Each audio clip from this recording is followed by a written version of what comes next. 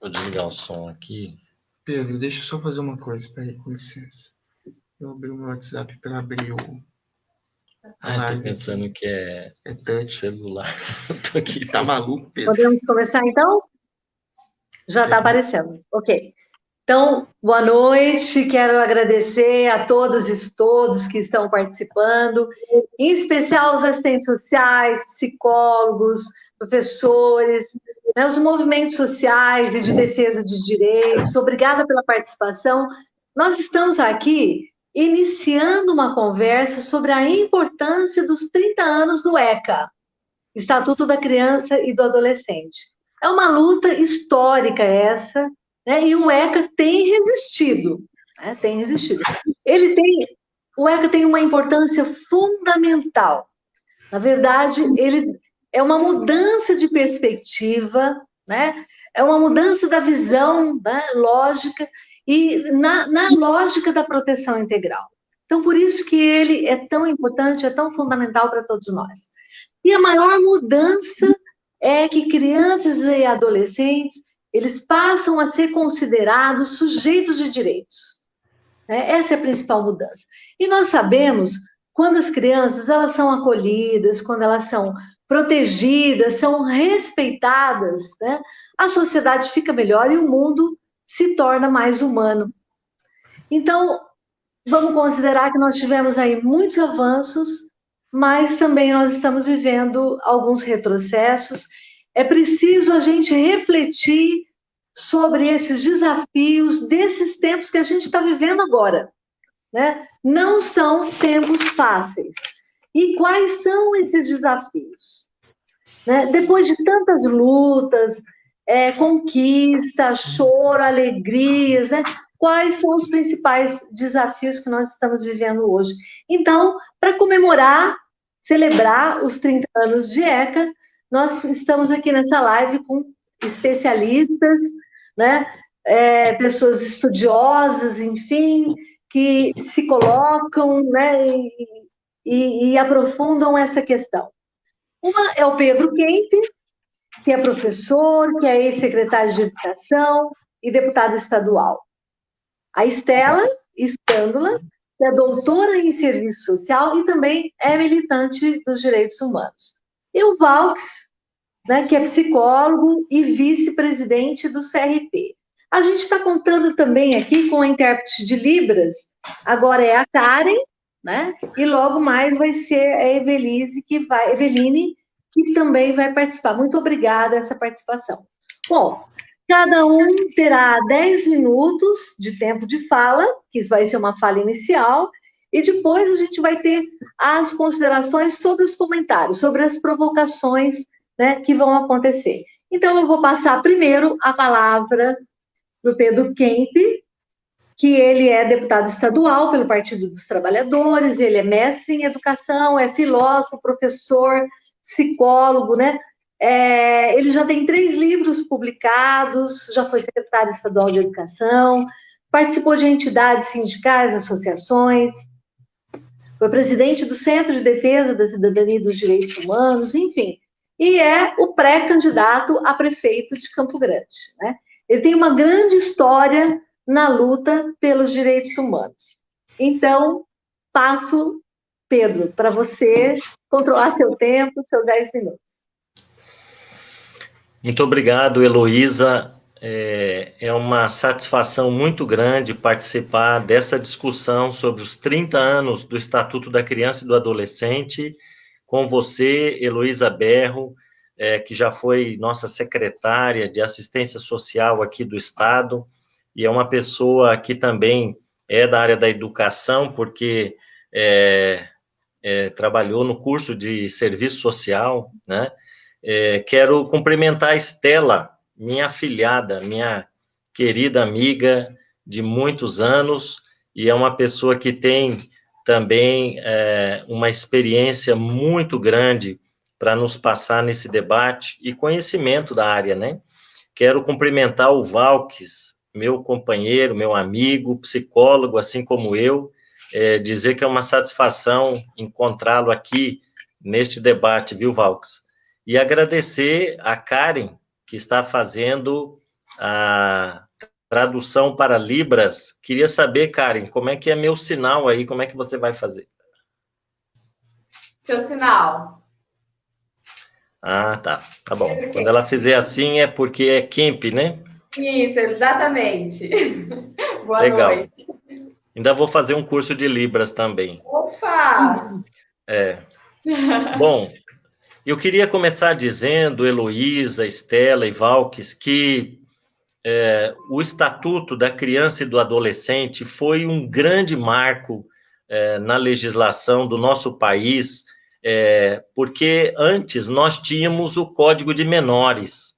Era uma lei que, na verdade, tinha um olhar para a criança infratora, e ela, já o próprio nome menor, já estigmatizava, né, as crianças que normalmente praticavam atos infracionais, crianças que viviam nas ruas, né, crianças que tinham cometido delitos. Então, nós tínhamos, na verdade, uma legislação que foi, inclusive, aprovada no período da ditadura militar, né, que estigmatizava a criança pobre, a criança que estava nas ruas em situação de vulnerabilidade, né? E quando dizia Código de Menores, já tratava de uma forma depreciativa, né? Essa criança, criminalizando até essa criança, né? E depois nós tivemos um grande movimento na sociedade civil, depois da aprovação da Constituição de 1988, que deveria regulamentar a Constituição a partir, então, da aprovação do Estatuto da Criança e do Adolescente, já tirando a palavra menor daí, né? Agora é um estatuto, uma lei voltada para todas as crianças e adolescentes do Brasil, sem estigmatizar ninguém e sem também ter um olhar apenas para uma classe social. Esta é uma lei para todas as crianças e adolescentes. E como você disse no começo, Heloísa, é uma lei que trata as crianças e adolescentes como cidadãs, como portadoras de direitos, né? Então, essa legislação que passou a considerar a criança e adolescente como prioridade nesse país, né? Como pessoas que estão em fase de desenvolvimento e devem ser respeitadas nesse processo de desenvolvimento e fazendo com que o Estado pense em políticas públicas para garantir que esse desenvolvimento seja adequado na área da educação, na área da saúde, da assistência, da preparação para o mundo do trabalho, né? Então, é uma legislação que, justamente, na época, causou uma certa polêmica, porque alguns diziam assim, bom, agora criança e adolescente só tem direitos, não tem mais deveres, né? Não é bem assim, não. O Estatuto, inclusive, ele prevê, né, situações em que a criança cometeu, o adolescente cometeu delitos, ele prevê como é que ele vai lidar com essas situações, mas de uma outra forma, diferente do Código de Menores. O Estatuto da Criança e do Adolescente vai tratar num sentido pedagógico, educativo, formativo, né? Para que, de fato, essas crianças possam ser educadas e preparadas para exercer na plenitude os seus direitos. Então, eu queria dizer que o Estatuto da Criança e do Adolescente significou um grande avanço na legislação brasileira e também quando ele estabeleceu um sistema, né, de garantia de direitos. Esse sistema, que a partir, então, da aprovação do ECA, nós tivemos a implantação dos chamados conselhos municipais, estaduais, né, e Nacional dos Direitos da Criança e do Adolescente. São conselhos que têm representantes da sociedade civil, representantes do poder público, que vão discutir as políticas voltadas para a promoção da cidadania e dos direitos das crianças e dos adolescentes, né? Também foram criados os conselhos tutelares. Olha só que avanço, né? Os conselhos tutelares, que são formados por pessoas eleitas pela comunidade, né? Nós tivemos agora, nessa última eleição para conselho tutelar, uma disputa acirrada aqui em Campo Grande, né? Muita gente participando, e é interessante isso, que a sociedade realmente participe, né? E os conselheiros tutelares são essas pessoas escolhidas pela comunidade que vão estar zelando para que os direitos das crianças e dos adolescentes sejam, de fato, garantidos, respeitados, né? Então, por exemplo, a mãe vai procurar uma vaga para criança no CEINF, né, ou na escola de educação infantil, no ensino fundamental, não encontra vaga, né? Hoje ela já sabe, ela vai lá no conselho tutelar, né, falando, não consegui ainda matricular o meu filho, né? Uma criança com deficiência precisa de um acompanhamento especializado, não está recebendo, a mãe já sabe, ela vai lá no conselho tutelar, né, para garantir que a sua criança com deficiência também tenha os seus direitos assegurados, né? Então, veja que avanço. Hoje, depois de 30 anos, né, Estela, a gente que já está com mais de 50, a gente fica pensando assim, como é que era antes, né? A gente nem consegue pensar quando não tinha conselho tutelar, quando não tinha conselhos de direitos, né, para a gente debater as políticas públicas, delegacias especializadas. Eu me lembro da delegacia do menor, né? A delegacia, a DEM, né, que prendia os nossos adolescentes, né, que estavam cheirando cola de sapateiro, né, isso há 35, 40 anos atrás, né, e uma delegacia voltada para reprimir, né, para punir crianças e adolescentes. E hoje, a partir, então, do Estatuto, nós tivemos uma mudança nessa realidade, né, delegacias especializadas, né, para tratar de uma outra forma, de uma forma em que crianças e adolescentes, mesmo aquelas que cometem atos infracionais graves, né, elas sejam tratadas na perspectiva de se recuperar, de se reeducar, né, para retomar, então, a sua vida em sociedade, né, no caso de uma internação, né.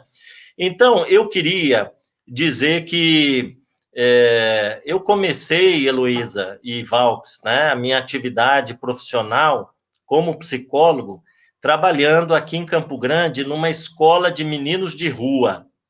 E foi nessa época em que a sociedade estava discutindo o Estatuto da Criança e do Adolescente. Os psicólogos, assistentes sociais, educadores sociais, Movimento Nacional de Meninos e Meninas de Rua, né, com educadores, com adolescentes, uma participação muito grande para elaborar, então, o Estatuto da Criança e do Adolescente.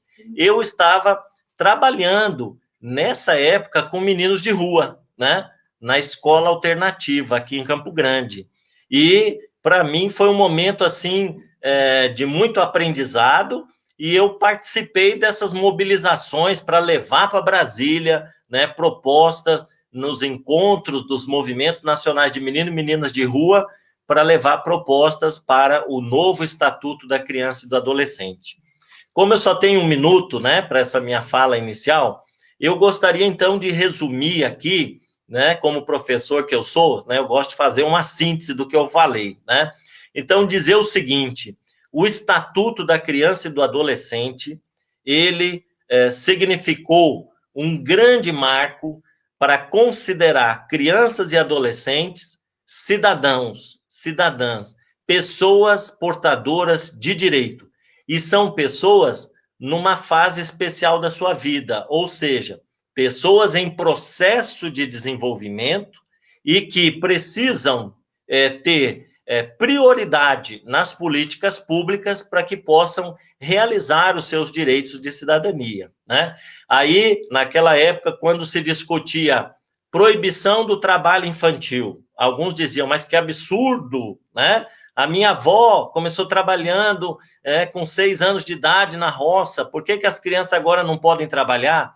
Porque nós não queremos privar as crianças da educação, do direito de ser criança, do direito de brincar, do direito de sonhar com seu futuro, né? Então, o Estatuto trouxe tudo isso, né? Uma nova realidade. Nós queremos crianças e adolescentes tenham a oportunidade de acesso à escola, né, no período adequado, de tenham atenção na área da saúde, que tenham oportunidade de se profissionalizar, não precisem trabalhar cedo e adiar todos os seus sonhos, né, ou perder a oportunidade de realizar alguns direitos nessa fase, né, escolar.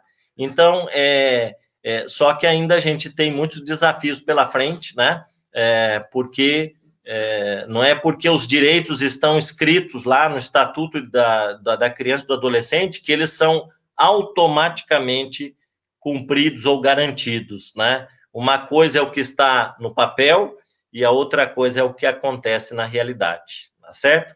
Então, eu vou, Heloísa, parar por aqui para não extrapolar o meu tempo e numa segunda rodada, quem sabe, a gente aborda mais algum ponto importante.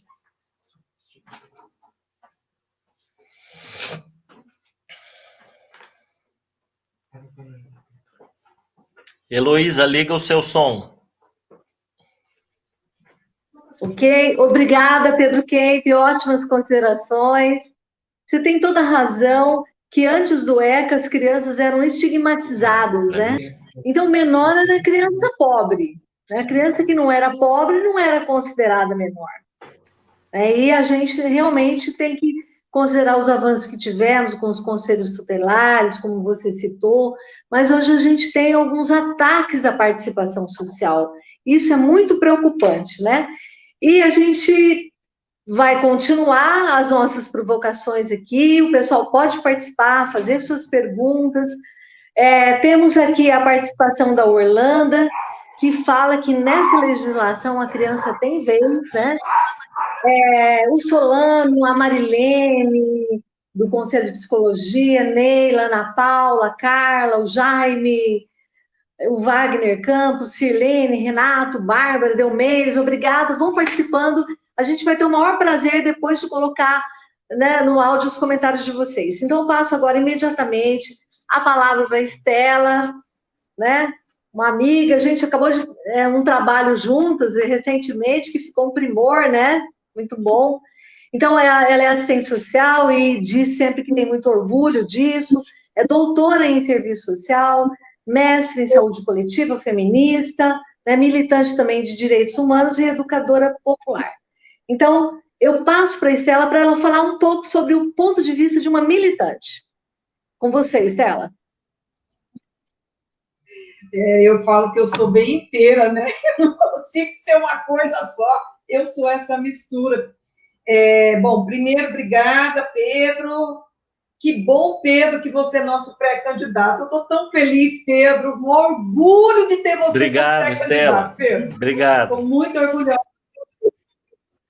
Vou fazer essa campanha. Você vai me ajudar depois, tá? Mesmo. Vai ser...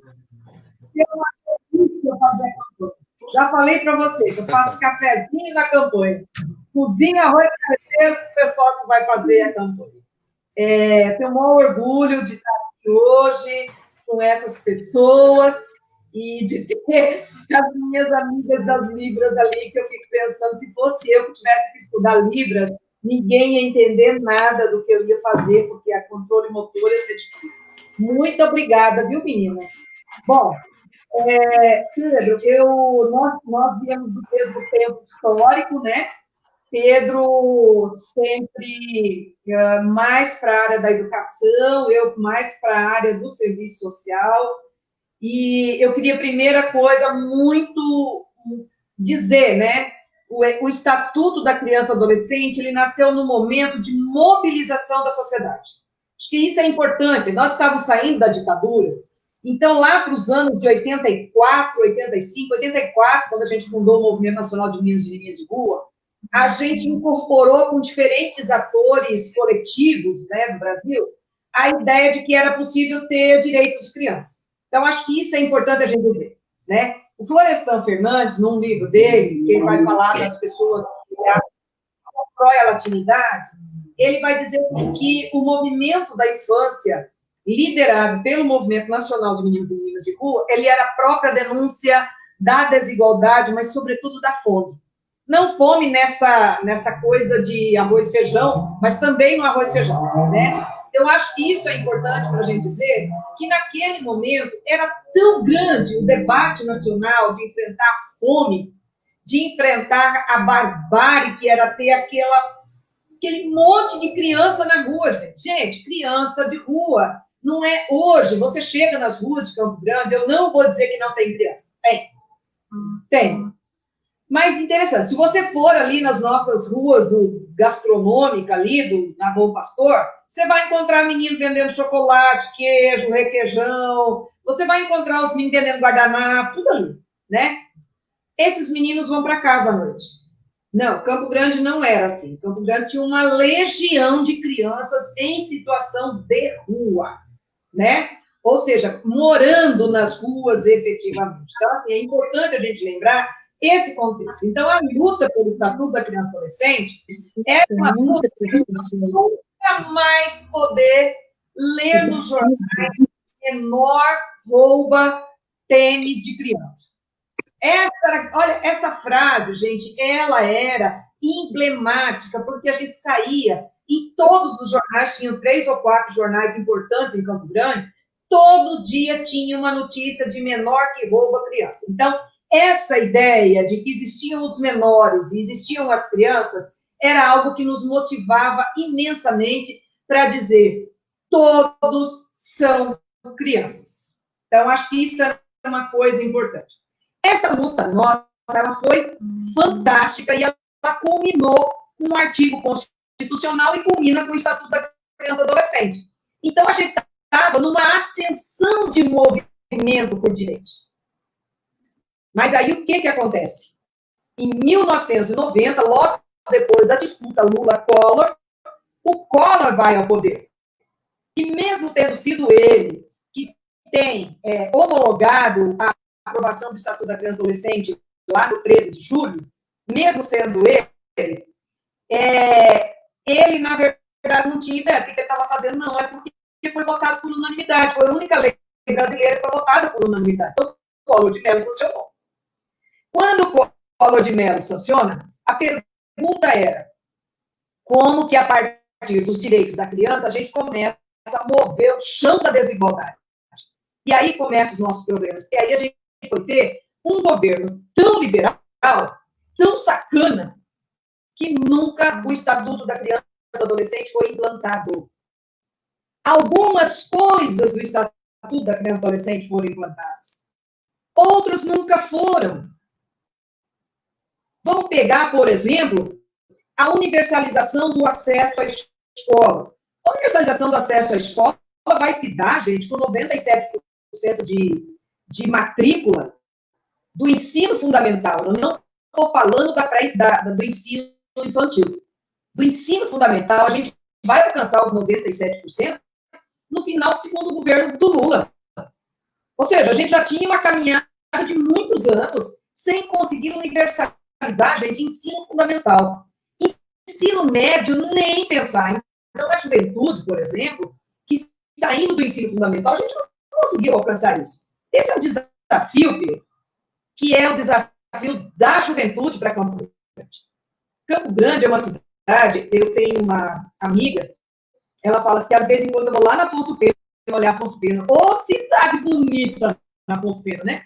Sim, Afonso Pena é linda, você tira fotos maravilhosas, a lua que desce no Parque das Nações Indígenas, né? Tudo faz bonito. Vai olhar os bairros para ver o que acontece. No bairro não tem área de lazer. No bairro, as áreas de lazer estão depredadas. No bairro não tem coisas fundamentais para a juventude. Não tem esportes, áreas de esportes organizadas para que incluir todo mundo. Quando tem, é o campo de futebol para os meninos, viu? O campo de futebol para os meninos até tem bastante. Mas para as meninas não tem. Para as mulheres não tem. Você não tem uma periferia em que os jovens possam ser jovens, criar, ir ao cinema, fazer teatro, fazer esportes. O quê? O que educa a juventude não é enfiá-los dentro de uma sala quadrada. Tem gente que ainda acha que educação é botar dentro da sala quadrada e dar palestra por 4 horas seguidas. Isso não educa a juventude. Isso faz uma transmissão de conteúdo e olha lá. O que educa a juventude é a sua capacidade máxima de criar, de produzir, de ser criativo, de aventurar. É disso que nós estamos falando. Porque uma das perguntas, Pedro, que você vai receber na candidatura vai ser assim: como é que o senhor vai enfrentar os drogados? Como é que o senhor vai enfrentar as prostitutas? Eles vão te perguntar desse jeito, porque não tem nem a capacidade de elaborar com profundidade essas discussões mais essenciais da vida humana, que é a criação. Eu quero concordar, a Marina participou agora há pouco e disse assim, é que depois do ECA, as crianças viraram pessoas. Pessoa cria. Pessoa gera produtos criativos e humanos. Pessoas jovens são mais ainda. Então, a gente precisa de uma cidade que dê conta de compreender a grandeza do que é ser criança e adolescente e as possibilidades de criação. E as nossas periferias estão cheias de jovens assim, que muitas vezes, por não terem absolutamente nenhuma alternativa, começam a fazer coisas que a sociedade não gosta, né? Ou começam a usar as drogas ilícitas, porque a sociedade até tolera o tabaco e o álcool, né? Começam a usar as drogas ilícitas. Então, a gente precisa pensar um pouco com calma que sociedade que a gente quer. A outra coisa, Pedro, é que quando a gente estava lá no ECA, e você vai se lembrar, a nossa maior luta era pela igualdade. Nós queremos que as crianças sejam iguais, né? Que as crianças não sejam discriminadas. Naquela época, foi a nossa grande luta. Passados os anos 90, a partir dos anos 2000, a gente começa a perceber uma coisa, que muita gente, em nome do Estatuto da Criança, esqueceu que as crianças são diversas. Elas são diversas na religião, elas são diversas na raça, elas são diversas na etnia, elas são diversas na sexualidade, elas são diversas em tipos de necessidades que têm, elas são diversas em formas de acesso à educação, ou seja, as crianças são diversas. E aí é muito interessante, porque os movimentos sociais identitários começaram a provocar as pessoas que lutam pelos direitos da criança para que as crianças pudessem ter direitos à diversidade sexual. Então, você tem meninos e meninas que aos 13, 14 anos começam a dizer, olha, eu não sou desse jeito que vocês querem que eu seja. Como é que a gente... Hoje eu estava numa live sobre tráfico de pessoas e uma das denúncias maiores de meninos e meninas traficadas são os homossexuais jovens. São traficados para outros lugares que não são aceitos na sua comunidade, nem no exército, nem na aeronáutica, nem na igreja, nem na comunidade. Não aceitam em lugar nenhum. São expulsos da escola. Né? Eu me lembro de um menino que aos 15 anos não queria mais o seu nome civil, queria outro nome, que era o nome social. A escola se recusava. Agora nós já temos uma legislação, mas nós temos um professor que ainda se recusa a chamar pelo nome social. Esse é um desafio que nós vamos ter que enfrentar, Pedro. Sabe? Nós vamos ter que enfrentar com muita coragem, sem medo de dizer, ó, não tenho receita para tudo, mas a gente vai tentar fazer certo e a gente vai construir isso no momento. Por exemplo, a gente tem várias comunidades negras em Campo Grande, com uma riqueza imensa. essas comunidades negras precisam ser valorizadas para que as crianças não pensem e não sejam discriminadas no restante da cidade. Elas não podem viver confinadas dentro das comunidades negras, porque quando saem são discriminadas. Ou quando vão para a universidade, que já é outro debate, né? Mas crianças, desde muito cedo, são levadas a considerar que são feias porque são negras. E as comunidades indígenas que nós temos? Nós temos várias comunidades indígenas, como é que nós vamos fazer com essa diversidade? Né? Crianças, para você ter uma ideia, Pedro, era bom o seu grupo de educação começar a pensar. A maioria das escolas que tem um número significativo de crianças indígenas não faz a educação na língua mãe. Não faz. A criança, ela é obrigada a desaprender o terena, desaprender o guarani, desaprender a língua materna para poder se dar bem na escola. Né? Então, a gente está vivendo uma situação de crianças, essas diversidades, a gente vai ter que enfrentar a discussão com muita tranquilidade, porque também nós temos uma sociedade que nós aprovamos o ECA, a pessoa põe o ECA debaixo do braço e fala o que quer do ECA. Né? Nós temos gente aí que diz que é defensor do ECA, né? Mas que, na verdade, diz que dar palmada não dói, que dar palmada educa, sim. Nós temos gente aí que sai em nome da justiça dizendo que é para bater nas crianças. Então, gente, o que eu quero dizer é que nós não estamos nadando num mar tranquilo. Nós estamos nadando numa cachoeira. Que vai ter momentos que a gente vai ter que segurar a onda, né? E vai ter momentos que a gente vai ter tranquilidade. Mas a gente tem que lembrar sempre que nós, defensores do Estatuto da Criança e Adolescente, se não fazemos com que as questões básicas sejam cumpridas, a gente não vai conseguir realmente ter uma cidade em que as crianças sejam felizes. Eu acho que essa é a nossa maior, esse é o nosso maior trabalho. É como é que as crianças podem ser crianças felizes. Eu acho que esse é o nosso grande desafio. Elô, com você. Certo, Estela, você falou com uma grande propriedade, você fala do avanço do movimento por direitos, e cita também Campo Grande, né, com a falta de infraestrutura que ela tem para as nossas crianças e adolescentes, e, na verdade, elas têm que estar dentro do nosso orçamento, né, a gente tem que priorizar, é prioridade absoluta, sim, né, e em relação a que queremos que as crianças sejam iguais, muito no sentido de que nós devemos querer para todas as crianças aquilo que nós queremos para os nossos filhos. Então, quer dizer que para a criança pobre, ela tem que trabalhar, ela tem que, né? Enfim, muitas vezes um trabalho perigoso, insalubre, degradante, mas os nossos filhos não, eles devem estudar. Então, que sociedade é essa, né? Então, bastante complexa. Eu já vou passar logo para o Valks, mas tem bastante participação, né? Muita participação mesmo. Ana Cristina, Marina, Gisele. Ana Cristina faz uma pergunta, vocês anotem aí depois já para os comentários. Onde o pai ou o responsável é o agressor, quem acionamos? Né? É uma pergunta que todos fazem.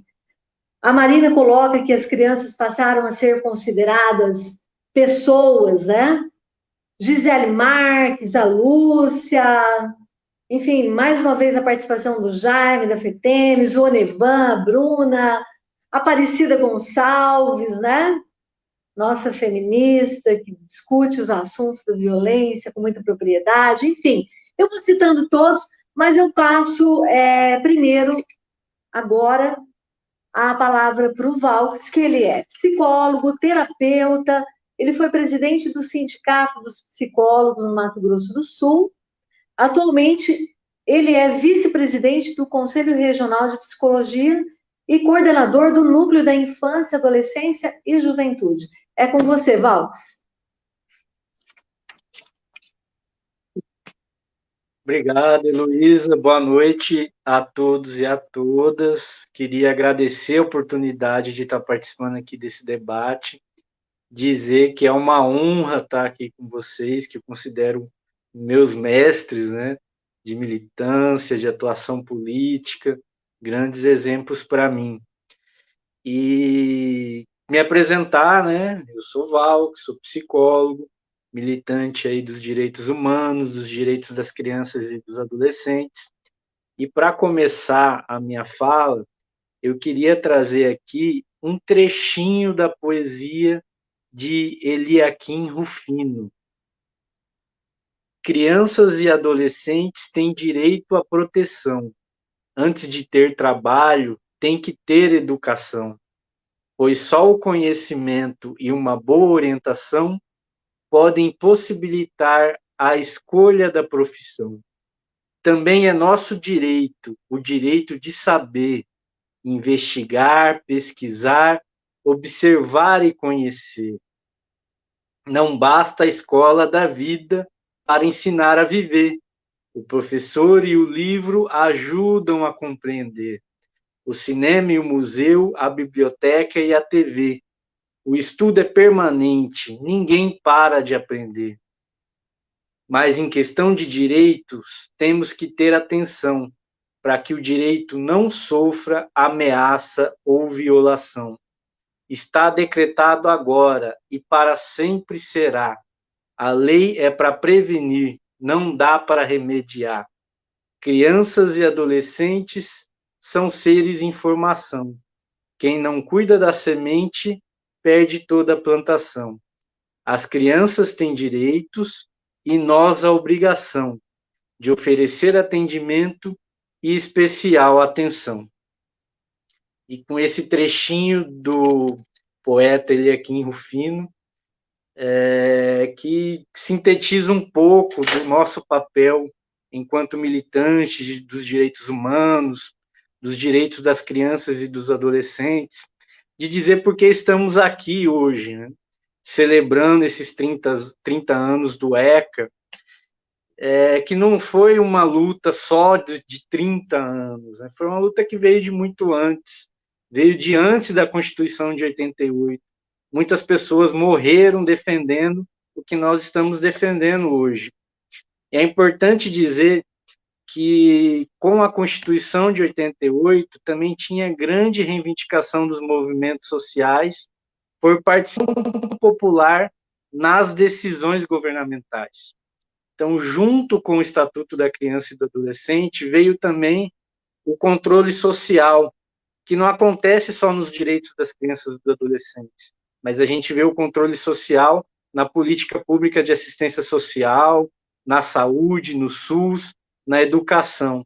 São os espaços em que a sociedade civil pode participar e ajudar na decisão, participar das decisões da gestão, nas decisões dos órgãos públicos.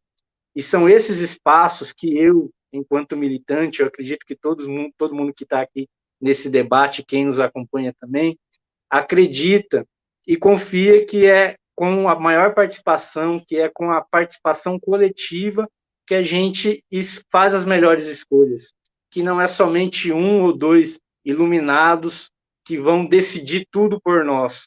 É por isso que a gente acredita em projetos como a pré-candidatura do Pedro Quente, né, que chama as pessoas para debater, que faz debate como esse, mesmo em tempos de pandemia. Estamos aqui numa live fazendo um debate desse, celebrando os 30 anos do ECA. Muita gente me pergunta, mas por que psicólogo, assistente social vai falar de criança e adolescente?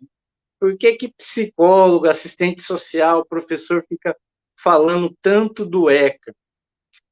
E eu trouxe aqui algumas informações que eu acredito que, não querendo só repassar dados, né, mas são informações que muitas pessoas desconhecem, né, mas são a mudança desses últimos 30 anos na questão da criança e do adolescente. Olha que coisa bonita. Então, eu queria trazer aqui algumas informações. Por exemplo, nos anos 90... Oi? Tinha que ter uma criança nesse debate, né? Ele está bem atento no debate. Ô, Pedro, Nos é que você anos não 90... escondido, viu? Aquele crianção grandão. Ó, nos anos 90, a educação era completamente diferente. 1 a cada 5 crianças e adolescentes estavam fora da escola.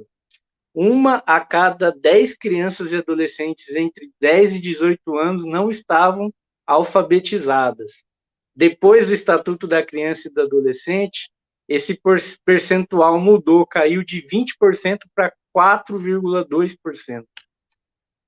Antes do ECA, a cada 1.000 recém-nascidos no país, quase 50 não chegava a completar um ano.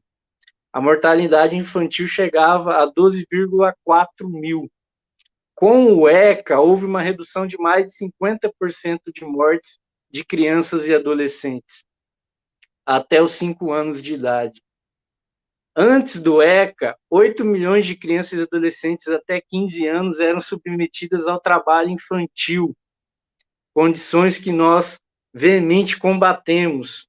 Hoje, o trabalho infantil deixou de ser realidade para mais de 5,7 milhões de crianças e adolescentes. Então, muita coisa mudou nesse país depois da aprovação do Estatuto da Criança e do Adolescente. E 30 anos ainda é muito pouco para fazer realmente uma mudança profunda na nossa sociedade. E a gente não pode deixar de dizer aqui e denunciar que o ECA, o Estatuto da Criança e do Adolescente e várias outras políticas públicas hoje estão em risco no nosso país. E esse risco começou lá atrás, em 2016, com a deposição da presidenta Dilma Rousseff. Se agravou em 2018, com a eleição do atual presidente da República, não só do presidente, mas de todo o Congresso que está aí. Foi a eleição de um projeto retrógrado, opressor, e que faz um ataque explícito aos direitos humanos.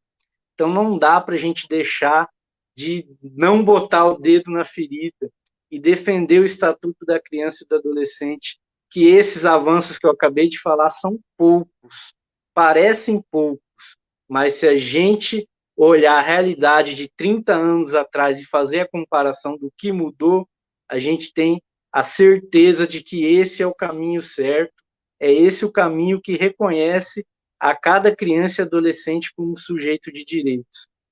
E eu quero também dizer que com a pandemia de 19, as crianças e adolescentes são uma das principais vítimas.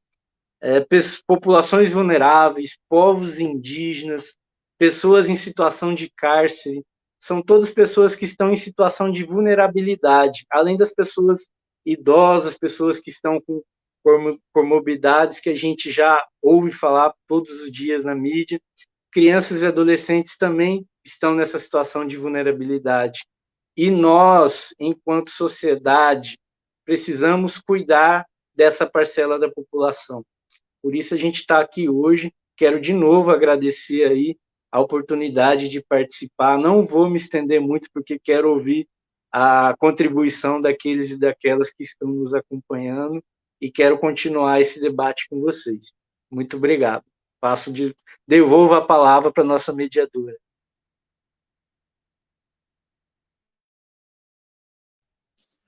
Obrigada, Valks, foi ótimo. Acho que você fala que muita coisa mudou. Na verdade, reconhecer a nossa história, mas mais do que nunca a gente buscar ter estratégias progressistas, né? A partir de agora.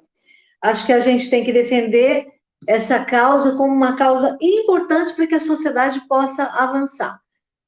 Nós temos muitas participações, mais de 150 comentários. Eu vou filtrar um pouco, mas o pessoal está participando bastante. Eu não sei se eu vou conseguir, né? Mas eu vou falando um pouco. A Valdete fala que o Pedro Kemp, como deputado estadual, tem realizado muitas ações em defesa das crianças e dos adolescentes e que isso faz toda a diferença aqui no Estado. Vamos ter que seguir firmes na defesa do ECA e talvez você possa dizer de algumas iniciativas na Assembleia, né? Ela faz esse comentário. A Gisele fala que o poema foi declamado com muito amor, né? Na verdade, na hora da declaração do poema, o Otávio, meu neto, veio para cá para assistir né? E já estava vendo, gostou. Bom, a Neila fala que a Neila Viana fala que dá os parabéns, fala que o assunto é muito pertinente. Parabéns para a Estela, para o Pedro, né? Aí a Neila fala, tem muitos aqui que diz boa noite, nosso prefeito. Eu falei, nosso pré-candidato, né? Aí a Eliane, o Jaime também dando boa noite mais uma vez. A Gisele fala que as explicações foram muito lúcidas, foram necessárias, né? A Deila diz que é preciso um sistema de áreas de cultura e lazer, olha só. É preciso um sistema de áreas de cultura e lazer que inclua desde pequenas praças de bairros até os parques. Tudo muito bem equipado para todas as faixas etárias. A Neila fala de uma cidade inclusiva, né, Pedro? A Tânia Comerlato, boa noite, Tânia, fala que crianças e adolescentes são pessoas em desenvolvimento e devem ser respeitadas em todas as suas etapas, em todas as suas diversidades. A Marina, já fiz o comentário que ela fala que a partir do ECA, as crianças e adolescentes passaram a ser consideradas como pessoas, né?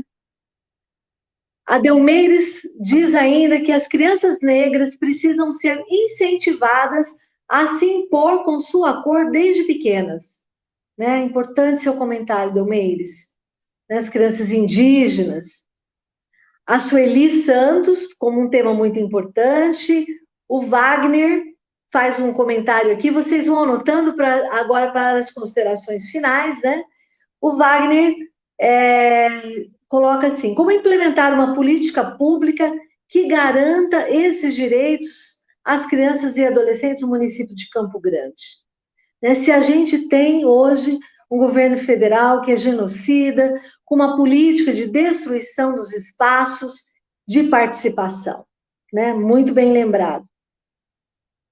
O Oscar, obrigado, Oscar, ele fala que o ECA tem muitas conquistas, né? Mas ainda é lamentável o abismo profundo do direito e das desigualdades e da distribuição de rendas para as famílias e suas crianças. Realmente, Oscar, a desigualdade social é muito grande e cresce mais. Enfim, todos aí parabenizando, né? Estou vendo se tem mais alguma questão, porque como são muitas participações. O Francisco, ele diz, Estela, na escola municipal, que existe na aldeia Marçal de Souza, existe um esforço da coordenação pedagógica e dos professores e professoras de respeitar a cultura dos povos indígenas local. Tá? Isso não é um resultado da política efetiva da CEMED, mas um resultado desse grupo de professores. Ele pede um comentário sobre isso. Sueli Viçoso, né, participando aqui, ela diz que lembra de quanto que se lutou pelo ECA, né? E continuamos a defender principalmente os mais vulneráveis, né? E o ano passado fomos incansáveis contra a lei Arfushi. Né? Os comentários da Sueli Viçoso. A Lúcia dizendo, né, que o debate está top, que está ótimo. E a Ana Cristina pergunta, novamente eu vou lembrar vocês, né? A pergunta inicial. Quando o pai ou responsável é o agressor, né? Quem que é que a gente aciona para atender essas crianças? A gente vai responder para você, Ana Cristina. O Emerson fala, Estela, quanta verdade na sua fala, quanto descaso. É importante que a gente tenha pessoas como você, como vocês, desempenhando esse papel na assistência social. E que vem aí, né, uma administração que siga esse princípio. Força e êxito. A Bárbara, ela fala para a Estela, para o Pedro, que na rua Rui Barbosa, antiga diocese, lembra das reuniões e mobilizações que fizeram parte dessa luta. Pessoal, acho que eu perdi o vídeo ou não? Alô? Estamos ouvindo você, Luísa. Sim, acho que enfim, aqui acho que sua- perdeu o vídeo, logo eu volto. O Pedro, a Bárbara, então, fala que a sua gestão, Pedro, possa inovar, possa fazer acontecer a participação das crianças e adolescentes, perdeu o vídeo, de crianças e adolescentes, escutá-las e, a partir delas, fazer uma Campo Grande que respeite e proteja as suas crianças. Parabéns para o Valks também, a Lucinês diz, a Lucinês ainda, parabenizando a Estela e todos por refletirem sobre os direitos da criança e do adolescente. A Adriana fala, Pedro Kemp, futuro prefeito de Campo Grande, tem história de luta em favor da população, tem projeto de governo, tem ética e tem respeito. Né? A Mônica fala dos muitos avanços conquistados, a importância dessas reflexões e que a gente ainda tem muito para discutir sobre essa legislação. Né? O Sebastião fala para o nosso futuro próximo prefeito de Campo Grande a iniciativa de transmitir, ele parabeniza por transmitir um assunto tão importante como esse e pede que você discuta mais, né, durante a candidatura como pré-candidato ainda, né? Aparecida Gonçalves dá os parabéns, muito bom. Pedro Kemp, a Joana, presidente do Conselho de Serviço Social, ela fala que somos incansáveis na luta pelos direitos, né, humanos e sociais. Enfim, gente, é muita participação, né? A Lucy diz que criança é vida e precisa mesmo da proteção total. E a Antônia fala que essa mesa tem um peso enorme, porque são pessoas conhecedoras, né? Nancy Silva, Nancyzinha, ela fala que está pontuado questões fundamentais com grande conhecimento, com vivência, com paixão. Eu fico imaginando vocês administrando essa cidade. E Nancy termina, um sonho. Valeu, Nancy. A Orlando faz com que essa lei, né, essa lei faz com que as crianças existam, né, que elas apareçam. Enilda Lemos, falando do importante debate. O Edmilson Chinelo, ele fala que tem um pedido. Tenho a preocupação de que venhamos fazer uma campanha eleitoral pesada. Crianças e adolescentes nos ensinam a leveza da vida. Mesmo com tanta dificuldade, as crianças nos ensinam a leveza da vida, que a gente possa levar também os nossos debates dessa forma. A Vilma diz que o ECA é muito favorável, mas as famílias precisam entender melhor. A Lúcia parabeniza a condução da mesa, obrigada. Célia, Irma Macário, obrigada pela participação. Ela fala que são pessoas muito queridas, com competência. A Márcia Gomes fala que é um grupo de excelência. E o Wagner ainda fala que é um presente ter pessoas lúcidas, preparadas, né? Pessoal tudo dizendo saudades, professora, saudades, professor, né? Parabéns para o Valks também. Olha, é isso, né? E tem muitas ainda, mas eu estou vendo que mais de parabenizando. Então, os principais questionamentos, considerações, eu já coloquei. Se vocês concordarem, então a gente passa para uma próxima rodada, já com as considerações finais. 5 minutos, tá bom? Para já responder ou colocar alguma questão dos nossos participantes, né? E se despedir em função do tempo. Então, eu posso passar para... Pode ficar por último, Pedro? Então, vamos fazer o inverso aqui. Vou colocar para o Valks, então. Pode ser? Os comentários? Valks, com você.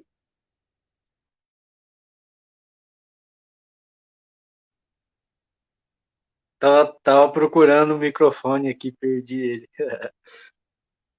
Então, gente, eu terminei a minha fala agora há pouco falando da pandemia, né? Queria reforçar um pouco isso nas minhas considerações finais. Os 3 últimos golpes que eu considero grandes golpes contra não só os direitos das crianças e dos adolescentes, mas contra todas as políticas públicas, né, ou toda a população brasileira, que foi em 2016, em 2018 e agora em 2020 com a pandemia. Porque as medidas adotadas durante a pandemia de Covid-19 só até o momento só estão reforçando o desemprego, a precarização do trabalho, o aumento da desigualdade social. E por que que eu disse que isso afeta principalmente as crianças e os adolescentes? Porque os pais e as mães vão ficar, já estão ficando desempregados e desempregadas. E a gente ainda não viu a que veio os nossos governos municipais, estaduais e federal para combater isso que está acontecendo com o nosso país. Então, queria fazer essa minha fala de consideração final, chamando a atenção de todas e todas que estão nos ouvindo. É importante a gente se preocupar com os mais vulneráveis, com os mais fragilizados. Nos momentos de crise, nós temos que cuidar daqueles e daquelas que estão nessa situação de sofrimento, daqueles e daquelas que são as principais vítimas da crise que nós estamos vivendo hoje. E os nossos governos estão fazendo justamente o inverso. Por isso, precisamos fazer esse debate, precisamos botar o dedo na ferida e precisamos escolher muito bem aqueles e aquelas que vão nos representar nos próximos anos. Não quero me estender mais, quero agradecer novamente o convite, é uma honra para mim estar aqui participando desse debate e devolvo a palavra para a nossa mediadora. Muito obrigado. Obrigada, Faux. Estela, suas considerações finais. Primeiro, vamos marcar outra live. Vamos marcar outra para falar de criança novamente, porque eu acho, sério mesmo, gente, eu acho que a gente está muito cansado, todos nós estamos, uma live de 1 hora é legal, mas a gente não consegue esgotar. Então, assim, a primeira coisa que eu queria dizer é assim, olha, Su, você que estava lá, né, desde a época, Sueli Souza estava conosco desde a época lá de 1980 e pouco, eu queria dizer assim, Su, nós implantamos muita coisa do ECA, mas a gente não fez algumas coisas que são fundamentais, não foi isso?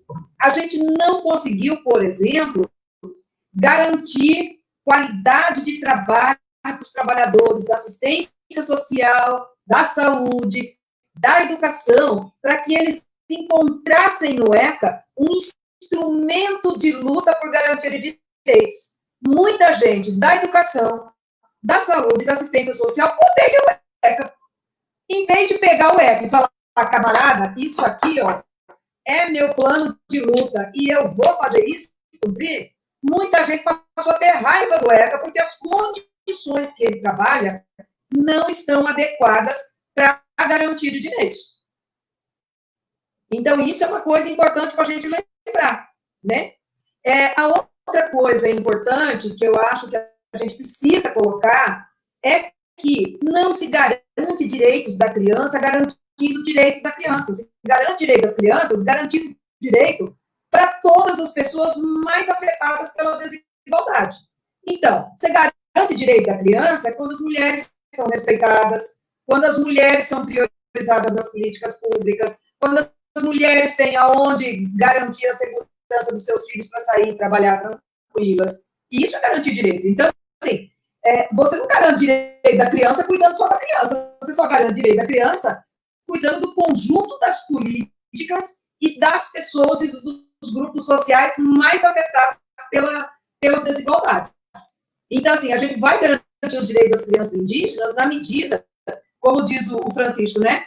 Tem um esforço lá na escola, eu acho maravilhoso. Uma vez, uma pesquisadora amiga minha veio, achou maravilhoso o esforço, mas você não tem uma política municipal de garantir alfabetização, letramento, sei lá como vamos chamar, das crianças na língua materna. Pelo contrário, você tem um etnocídio cruel contra as crianças indígenas que estão nas cidades. Elas são obrigadas a aprender português, porque se ela aprender a língua materna dela, ela não tem que falar e ela vai ser mal vista na escola.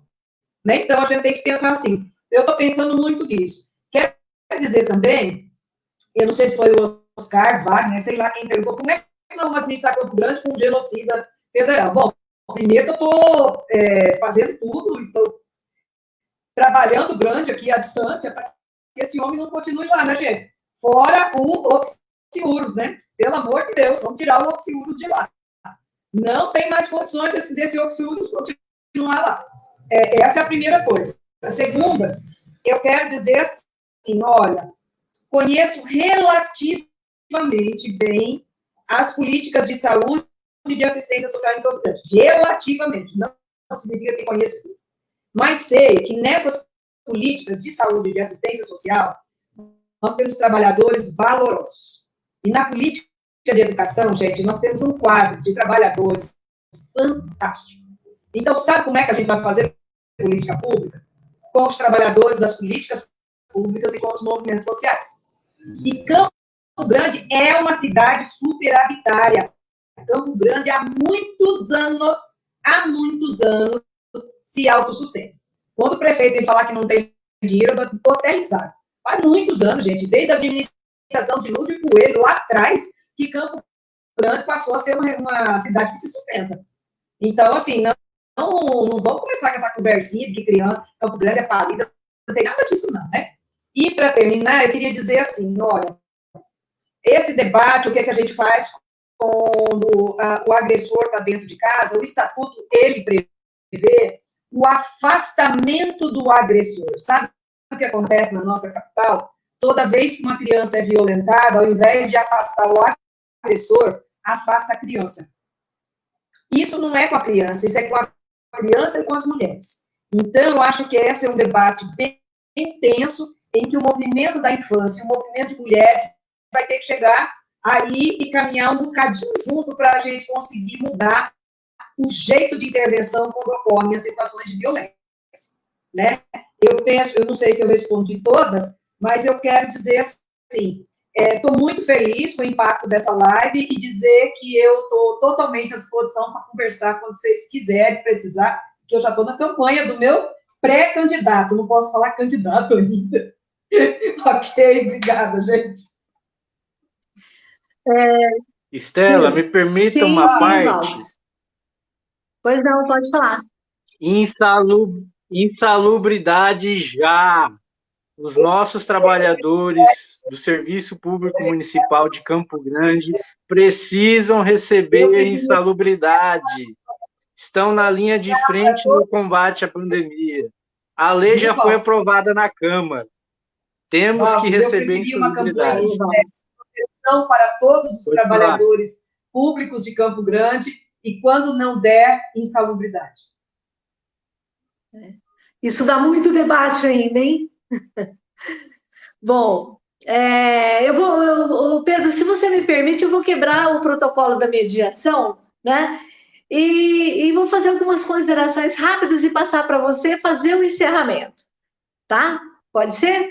Então, acho que, assim, te agradecer muito, você foi o idealizador, né, desse debate, enfim, né, você contribui muito, né, em toda a sua vida pública nessa questão, em outras questões também relacionadas aos direitos humanos e sociais. Eu acho que, assim, a gente tem que comemorar as nossas conquistas, essa live é para isso, vamos comemorar, mas a nossa realidade ainda está muito marcada pela desigualdade, como foi colocado aqui, de crianças negras, crianças indígenas, né, como o pessoal também colocou no debate. E quando se fala em criança e adolescente, a gente fala em urgência, né, urgência. Nós já tivemos muitos avanços, mas a gente tem muitos retrocessos, hoje a gente tem que enfrentar. É tempo da gente resistir, não é? Resistir, mas também é tempo de ter confiança. Eu lembro muito do Pedro nesse sentido. O tempo de ter confiança, de ter esperança, né? Em favor das políticas para as nossas crianças e adolescentes. Então, viva as nossas crianças e adolescentes e que a gente possa continuar fazendo a defesa por um país mais justo e mais solidário. Então, eu passo a palavra para o Pedro fazer as suas considerações finais e encerrar essa live. Obrigada. É uma pena que está encerrando, porque está muito gostoso conversar aqui com vocês. Aqui já teve criança aparecendo de surpresa, já teve poesia. Valques, essa poesia é maravilhosa, ela faz, né, todo um resumo do que a gente está querendo discutir, do que a gente quis discutir essa noite, né? Mas a Estela estava colocando Você devia a encerrar realidade. essa live cantando Coração Civil, porque a gente cantou muito para aprovar o ECA, viu? Puxa vida, hein? Esqueci de ensaiar, né? Não trouxe o violão também. Eu queria dizer que nós estamos aqui comemorando os 30 anos do Estatuto da Criança e do Adolescente, e, de fato, ele significou grandes avanços. Eu acho que o Valques colocou alguns dados que são importantes. Eu penso que a gente, quando faz assim uma comparação, o que a gente tinha antes e o que a gente tem hoje, eu me lembro quando nós começamos a campanha de erradicação do trabalho infantil, né? Uma campanha que provocou o poder público a desenvolver uma série de ações políticas para tornar isso possível, né? Quem não se lembra aqui do PET, Programa de Erradicação do Trabalho Infantil, né? Depois veio a própria Bolsa Escola, né? Que nós tivemos a oportunidade de implantar aqui no governo Zeca do PT, né? E, dando sequência, Bolsa Família, o que a Estela fala, né? Garantir os direitos da criança não é só pensar na criança, tem que pensar na família da criança, né? Porque se a família não tiver condições de garantir aquilo que são os direitos fundamentais dessa criança, não tem como, né? Então, aquilo que nós defendemos, que lugar de criança é na escola, não é nem na rua, não é nem no trabalho, né? Para isso precisam políticas públicas, programas, para que de fato isso seja possível, né? Agora, comemorando esses 30 anos e falando dos avanços, nós temos o Conselho Tutelar, nós temos hoje uma série de ações que foram realizadas. Eu estou muito preocupado com esse tempo que nós estamos vivendo, né? Nós temos hoje no Brasil um governo que está simplesmente atacando e destruindo muitas conquistas de muitos anos. E isso está acontecendo de uma forma muito rápida. Eu, por exemplo, fico assustado com o que está acontecendo na educação. Nós temos o 4º ministro da Educação e um após o outro vem atacando conquistas de muitos anos. Muita gente deu a vida para a gente ter conquistado, não só em termos de legislação, mas de, por exemplo, nós universalizamos o acesso das crianças em idade escolar no ensino fundamental. Nós precisamos agora avançar na educação infantil, né? Precisamos ainda combater a evasão e a reprovação no ensino médio. Mas no ensino fundamental nós universalizamos o acesso. Isso é resultado de muita luta, essa conquista, né? Agora, nós temos um governo que vem atacando essas políticas públicas na área da educação, na saúde. Nós estamos em plena pandemia e não temos, há 80 dias, um ministro da saúde, alguém da área, né, que possa conduzir as políticas para o enfrentamento dessa Covid. Já são quase 90 mil mortos no Brasil. É brincadeira o que está acontecendo, né? Então, na comemoração das conquistas do Estatuto da Criança e do Adolescente, eu estou muito preocupado com o que está acontecendo no país, com esse governo que vem atacando as conquistas dos trabalhadores, que vem precarizando as relações de trabalho, as condições de trabalho, melhor, né? Veja bem, agora nomeou um ministro da Educação que defende o castigo, que defende que a criança deve ser punida na escola, né, como forma de educar. Nós já superamos esse debate há muitos anos, né? Então, eu vejo que o momento também, apesar da dificuldade com o isolamento social, mas o momento é de mobilização para a gente garantir as conquistas. Eu me lembro que, vez ou outra, alguém levantava, assim, a necessidade de redução da maioridade penal, né? Precisa reduzir a maioridade penal, porque o adolescente com 14, 15, 16 anos, ele também tem que ser condenado, preso pelos crimes que cometem, né? Toda vez que acontecia na televisão algum fato envolvendo um adolescente, esse debate vinha à tona. Tem que reduzir a maioridade penal, que com isso vai reduzir a violência no Brasil. Sabe o que é isso? Falta de informação, falta de conhecimento, é querer resolver as coisas de uma forma muito fácil. Se você pegar crimes, violências que tem algum adolescente envolvido, você vai ver a porcentagem é mínima, né? Então, reduzir a maioridade penal não vai reduzir em nada a violência que acontece nesse país. Aliás, adolescentes, jovens negros, né, são as principais vítimas, né, da violência nas grandes cidades, nas médias cidades, né? Então, é um debate enviesado, é um debate permeado de informações falsas. Aliás, nós estamos na era da fake news, né? A pessoa coloca uma mentira lá, ela vai sendo compartilhada, e ela vai virando uma verdade, né? Aliás, esse governo que está aí, governo federal, né, ele foi eleito com base em mentiras que foram propagadas de forma profissional, né, profissionais que foram pagos por empresários, né, dizem 12 milhões de reais foram investidos para divulgar fake news durante a eleição. Isso é muito sério, porque compromete a democracia do país, não é? Então, hoje, nós estamos, assim, num período em que os nossos direitos, os avanços em termos de legislação, estão ameaçados. E nós estamos nos vendo obrigados a fazer também uma campanha de mobilização da sociedade civil organizada, dos lutadores do povo, daqueles que ajudaram a discutir o estatuto lá atrás, né? Daqueles que lutaram pelas liberdades democráticas, Estado Democrático de Direito. Nós temos, novamente, que fazer uma mobilização para impedir, né, o retrocesso, porque nós já estamos vendo a intenção desse governo é ainda atacar muita coisa, né?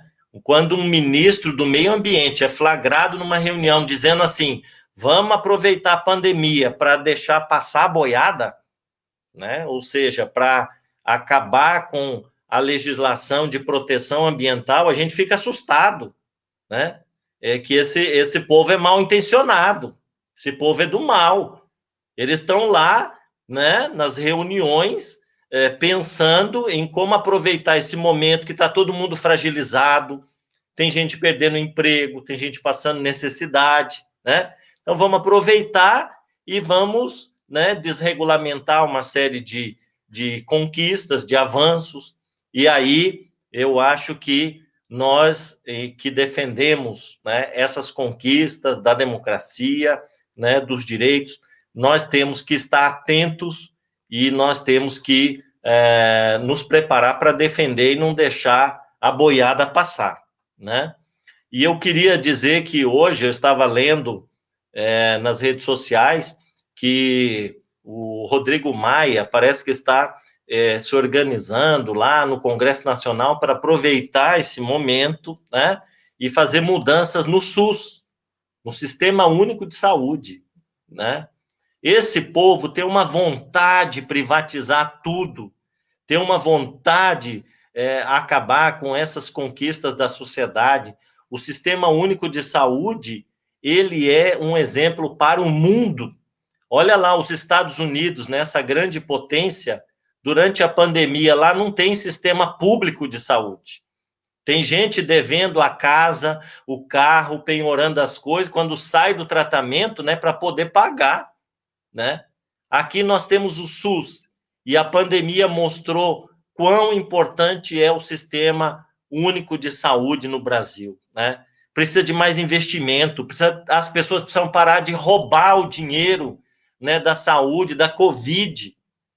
Agora mesmo você vê lá notícia em todo lugar, né, um secretário de saúde metendo a mão no dinheiro da Covid. Respirador custa 50 mil aqui, 100 mil não sei aonde, 150 mil não sei aonde. Quer dizer, as pessoas estão pensando dia e noite como elas vão fazer para pegar o dinheiro da saúde e colocar no bolso, né? Então, essa é a realidade nua e crua que estamos vivendo no Brasil. Um presidente totalmente despreparado para governar a nação nesse momento de crise que nós estamos vivendo, né? Uma pessoa que a todo momento dá mau exemplo de como a gente deve se portar numa pandemia, né? E um presidente que tem um projeto que é um projeto que interessa a pouquíssimas pessoas, né? Porque o principal o principal objetivo desse governo é aprofundar as mudanças na economia que interessam a poucas pessoas, né? O sistema financeiro, os grandes grupos econômicos. Então, defender os direitos de crianças e adolescentes, que esses direitos possam ser, de fato, assegurados, é defender uma sociedade mais justa, mais igualitária, mais fraterna, e é o que nós sonhamos e desejamos. Inclusive, né, eu estou colocando meu nome como pré-candidato a prefeito de Campo Grande, porque eu sonho em fazer uma administração diferente dessas todas que passaram por aí. Uma administração ética, uma administração democrática, né, que possa investir em canais de participação efetiva da sociedade na discussão das políticas públicas, uma administração que pense o desenvolvimento de uma forma, né, sustentável, e uma administração que tenha como prioridade as políticas públicas sociais. Foi falado aqui, agora eu não me lembro por quem, mas acho que a própria Heloísa, da desigualdade social, né? O Brasil é uma economia importante no mundo, mas é um dos países mais desiguais do mundo, né? Essa riqueza que nós produzimos no Brasil, ela não é bem distribuída. Aliás, ela é muito mal distribuída. Ela fica concentrada, né, nas mãos de poucos. E a gente quer começar pela cidade, né? Pela cidade, desenvolvendo políticas públicas na área da assistência social. A assistência social é um direito, não é um favor, não é um benemérito, né? A gente quer fazer política pública na área da educação, da saúde, da cultura. Quando a gente falou aqui, a Estela lembrou, nossa juventude, nossos adolescentes não têm oportunidades de acesso, né, ao lazer, ao esporte, à cultura. O povo aqui na administração pensa que carnaval é coisa do demônio, né? Carnaval tem que ser uma festa popular. O povo tem o direito de brincar, de se divertir, de ser feliz, né? A juventude tem que ter o direito de estar na praça para tomar tereré, para tocar violão, para fazer teatro de rua, né? Para ir para a escola com segurança, para ter política pública para os seus pais também terem acesso ao emprego, enfim. É possível a gente começar, no âmbito do município, pensar em políticas públicas para o bem viver, para investir na qualidade de vida, ter uma cidade segura, uma cidade feliz. Como a Estela falou, a gente vem para Afonso Pena, fala que cidade maravilhosa. Uma atenção para os nossos bairros periféricos, tão esquecidos, né, em infraestrutura, em segurança, iluminação pública, né? Então, a gente fica sonhando, né? Mas nós queremos que esse sonho se torne realidade. Então, é nesse espírito que a gente quer disputar a Prefeitura de Campo Grande para fazer essas políticas. E o Estatuto da Criança e do Adolescente, nós queremos que ele seja colocado em prática, na sua plenitude, porque nós queremos que crianças tenham o direito de serem crianças, adolescentes também, e possam sonhar com o seu futuro. Eu queria, já que eu tenho que encerrar, agradecer muito a você, Luísa, por ter aceito a mediação do nosso debate aqui. Você que é uma pessoa que poderia estar debatendo, porque tem muito conteúdo, muita experiência nessa área, professora, é assistente social, muito respeitada. Então, eu fico muito grato de você ter conduzido aqui a nossa discussão. Queria dar um beijo na minha amiga Estela, né, que enriqueceu tanto, né, esse debate, falando da diversidade, né, de crianças e adolescentes. A gente tem que levar em conta essa diversidade na elaboração das políticas públicas, né? E o Valques, grande parceiro, grande companheiro, que também aqui colocou questões importantíssimas para a gente refletir, né? Antes do Estatuto, que realidade nós tínhamos? Depois do Estatuto, já avançamos bastante. Agora, Valques, a sua reflexão nos leva a pensar como fazer para preservar essas conquistas e a gente não perder mais do que nós já perdemos aí nesse governo, né? Então, eu quero agradecer mais uma vez a nossa intérprete de Libras, Karen, né?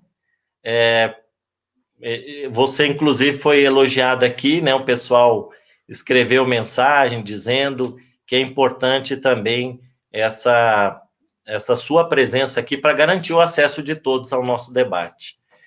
Eu fiquei extremamente feliz, né? Uma pena que está terminando, quem sabe a gente faça outros encontros para debater mais questões ainda importantes da nossa vida, né?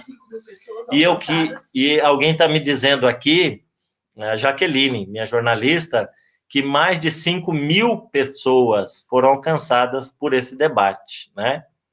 Olha, foi um sucesso, então. Que bom, né?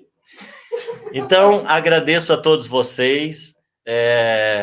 Eu queria dizer que nós vamos estar promovendo, né, outras lives sobre outros assuntos assim de relevância e qualquer hora dessa a gente aparece por aí.